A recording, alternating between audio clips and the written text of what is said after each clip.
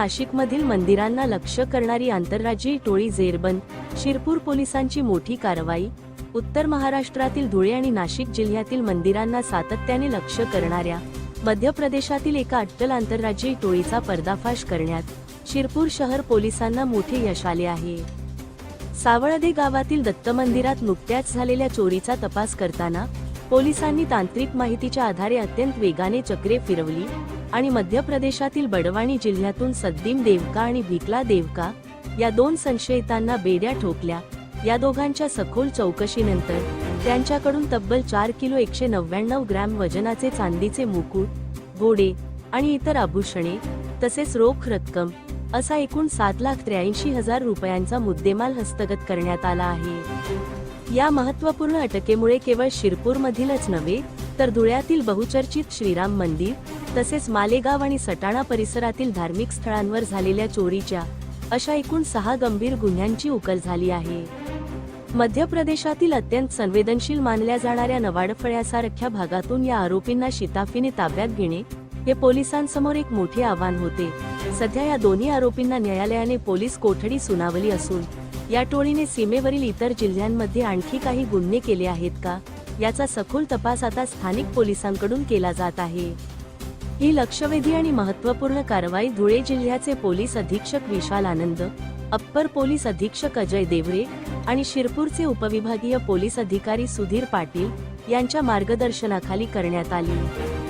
शिरपूर शहर पोलीस ठाण्याचे पोलीस निरीक्षक किशोर कुमार परदेशी यांच्या नेतृत्वात पोलीस उपनिरीक्षक जितेंद्र महाजन आणि त्यांच्या गुन्हे शोध पथकातील अंमलदार रवींद्र आखडमल, अतुल पाटील, योगेश दाभाडे, गोविंद कोळी, विनोद आखडमल, मनोज महाजन, सचिन वाघ, प्रशांत पवार, मनोज दाभाडे, भटू साळुंके, आरिफ तडवी, सोमा ठाकरे, उमेश पवार, अनिता पावरा, चित्रा पावरा तसेच आरसीपी पथकाने अत्यंत कौशल्यपूर्ण तपास करत या आंतरराज्यीय टोळीला जेरबंद करण्याची उल्लेखनीय कामगिरी बजावली आहे.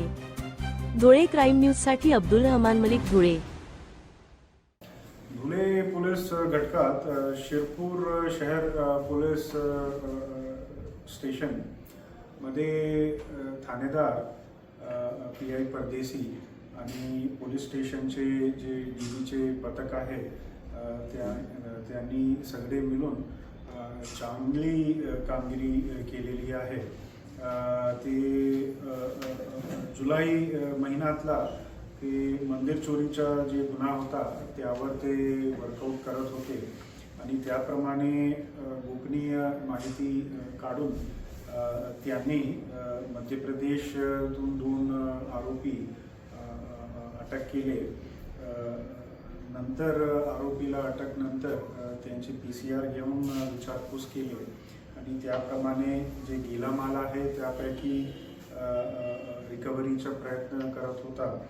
तर जे त्यांचे पोलीस स्टेशनची जे गुन्हा आहे ते तर डिटेक्ट झाली, पण इतर जिल्ह्यातला आणि नाशिक ग्रामीण जिल्ह्यातला पण गुन्हे डिटेक्ट झाले.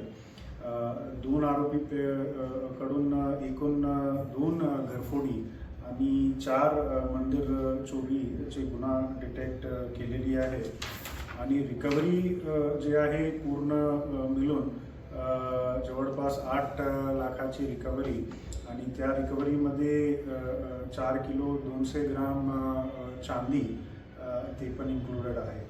तर माझ्या स्तरावर आणि पूर्ण घटकात करून मी PI परदेशी, आमचे ठाणेदार शिरपूर सिटी पोलीस स्टेशन आणि त्यांचे जे DBचे सगळे कर्मचारी जे आहे त्यांना मी शुभेच्छा देतो आणि चांगली कामगिरी केलीबद्दल त्यांना मी कॉंग्रॅच्युलेशन्स पण देतो. थँक्यू.